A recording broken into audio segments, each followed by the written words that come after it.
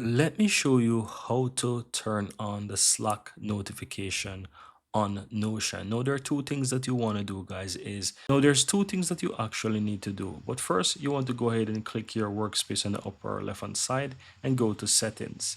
Now, I recommend that you go down to connections and you will see the option to connect Slack. So, you first go ahead and click on connect, and you want to ensure that you connect to Slack, right? So go ahead and enter your workspace, go ahead and connect to Slack. And once you connect to Slack, then you will be able to link Slack to Notion.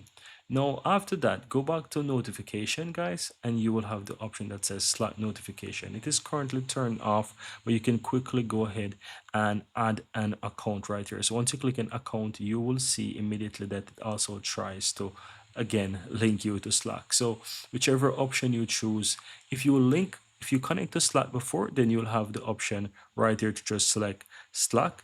Otherwise, you will just be able to add the new account there and connect to Slack. Once you do that, you are able to turn that on. And once it's on, you'll be able to receive notifications to your Slack workspace whenever someone mention you in a page or database properties or even in comments. But that's how you'll be able to easily receive notifications from Slack or Notion, guys.